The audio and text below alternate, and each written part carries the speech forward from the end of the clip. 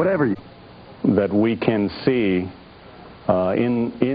that is the Washington, D.C. area. You're looking at, I think that's obviously the old Executive Office building in the foreground, perhaps looking out over with the White House to the left. Now we're back looking at the World Trade Center. This obviously the most public type of attack. This video shown across the world, you have to wonder if the terrorists who are responsible for this horrible act are now watching these very same pictures that we are. Well, I have a feeling they are. Brian Wilson, our Washington correspondent, is on Capitol Hill. Brian, what can you tell us?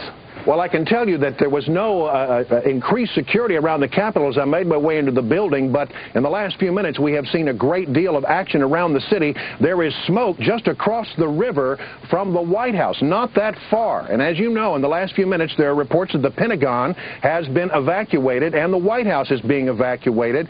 Clearly, you're seeing now these pictures from Washington, D.C. as we try to determine exactly what has happened there, but there was an early report of a plane perhaps going down in that area. These are early reports, and we are still struggling to confirm the information. But we can tell you that they're taking things very seriously in Washington in that they are apparently evacuating the White House and the Pentagon. Here at Capitol Hill, Laura Bush is now speaking with Ted Kennedy. A hearing that was scheduled for her to appear at has been canceled. We would be watching very carefully to see whether she is also asked to leave the Capitol and go to a safe place. Yeah, Brian Wilson, the Capitol is being evacuated, we're told, and clearly that shot that we have on our screen now, this is the Pentagon just across the river from Washington, D.C. You got to believe that it has happened again. Another large airliner, perhaps hijacked, perhaps part of some widespread plan, apparently slamming into at least the area around the Pentagon, along with the World Trade Center in Manhattan, the Twin Towers of the World Trade Center in Manhattan. The Sears Tower in Chicago is being evacuated. Clearly, authorities all over the country are trying to be prudent in this unbelievable catastrophe. 2 towers of the World Trade Center, 50,000 people who work in those buildings on fire, the fire out of control. Firefighters are going to take days, perhaps, to get this under control, but the Twin Towers on fire after being slammed into by 2 jetliners earlier this morning. Bill Daly, let me bring you into the conversation. Actually, Bill, let me interrupt for just a second. Molly Falconer has some updated information for us. Molly? Molly Falconer, are you with us? All right, Bill Daly, let me go back to you for a minute. Clearly a coordinated strike. My heart is pounding. I'm sure yours is as well. What does the FBI do at this point? What does the nation's military do? Well, certainly the nation's military will be put on alert. This is no doubt about it. Is that, you know, when in the gaming of looking at potential terrorist events, it's always the concern, as David Asman mentioned earlier, that there'll be some type of diversionary incident, and there'll be several others. And I think clearly this is what we're seeing here.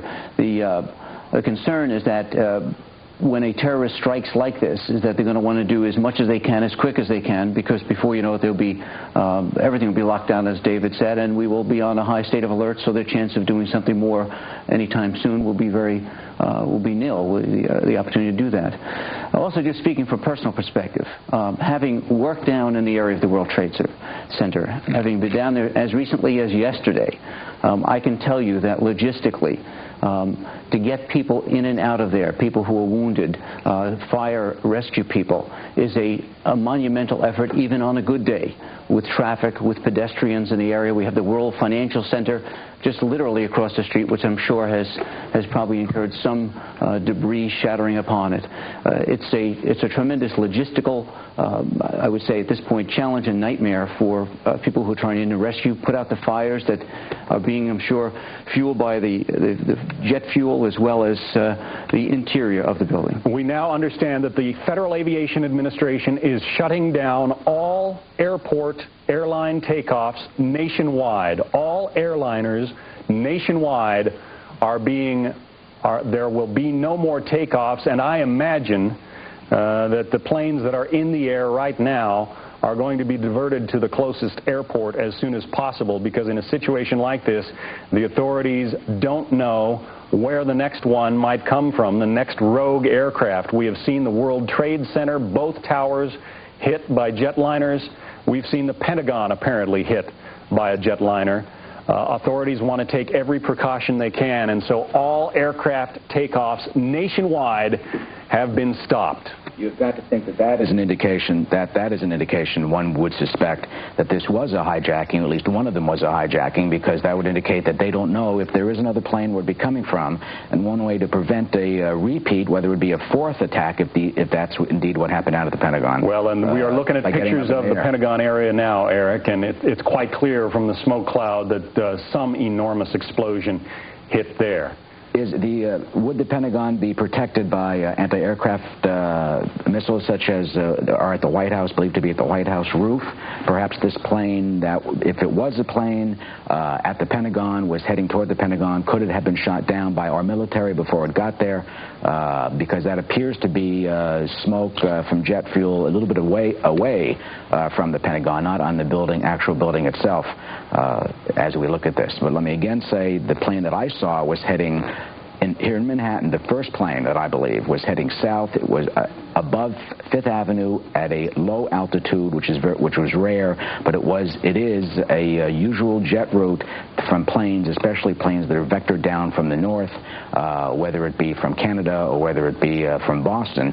As Rita Cosby, our colleague, had reported, there are sources telling her that perhaps it was one of the planes was a hijacked plane from Boston. We have witnesses at the Pentagon who say that a helicopter was near the Pentagon, and then there was an explosion. So, again, folks, stay with us. This is all coming into us. Breaking news. You can imagine the catastrophe that we're trying to deal with here, but clearly 3 explosions, 2 at the World Trade Center, 1 outside or very near the Pentagon. Molly Falconer is at one of the New York area hospitals and has some updated information on the number of injuries. Molly?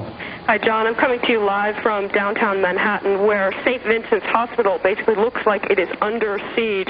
There are flares out forming a block perimeter around this hospital. I watched one victim come out of an ambulance, go in on a stretcher.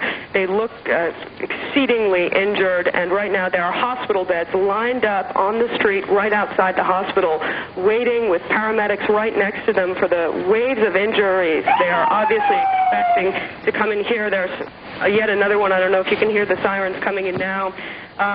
New York City police officers have locked this place down with wooden barricades. More coming in on trucks right now. I'm watching lit flares get put in the asphalt here. There are hundreds of people lined up all around this hospital, and lines of people trying to get on payphones and hard lines just to get out to call into the hospital or call their loved ones. Nothing works down here. Our cell phones are down. All we can watch now are just the sirens and the paramedics on standby. The entire hospital staff. All right, we have lost Molly Falconer's connection. That would not be unusual given the fact that the World Trade Center is a hub of communication. The paramedics on standby. The entire hospital staff. All right, we have lost Molly Falconer's connection. That would not be unusual given the fact that the World Trade Center is a hub of communications in this city, as well as being a nationwide financial link. Folks, it just bears repeating here. This is a tremendous tragedy, yes, but we are still the most powerful nation on earth. We perhaps will one day find who is responsible, and appropriate steps will be taken. They have not struck at America. They have struck at some individual places in America, but this country will go on. Let's go on to David Asman in Fox Central. David? John, as we've mentioned before, our job right now, the job of the armed forces of the United States, is to prevent any further terrorist attack. As a result of that, not only is the city of New York in a lockdown status, all entrances to New York have been closed, all airports nationwide have been closed, but indeed the White House has been evacuated, the Pentagon, of course, having been struck by some terrorist act. We're not sure whether it was an aircraft, what kind of an aircraft, but clearly the devastation is visible on the right hand of your screen. The Pentagon is in flames, is engulfed in smoke, as is the World Trade Centers. The Sears Tower in Chicago has been evacuated. Again, no specific information about whether there was a threatened attack on that, but no one is taking chances at the moment. The White House has been threatened as well. This is a shot earlier of that second attack. You see that jet aircraft bursting flames as it crashes into the World Trade Center within 20 minutes of the other Trade Center tower having been attacked as well. Once again, the nation, as we speak, is under lockdown. Our armed forces are taking all necessary precautions to prevent another attack. Those include closing all United States airports as a result of this attack, as you see there, one that occurred about an hour ago, and an attack in the Pentagon as well. We are a nation under lockdown, and once again, we are prepared for the worst, but we are prepared. John? All right. David Asman, thanks very much. I want to go to our Washington managing editor, Britt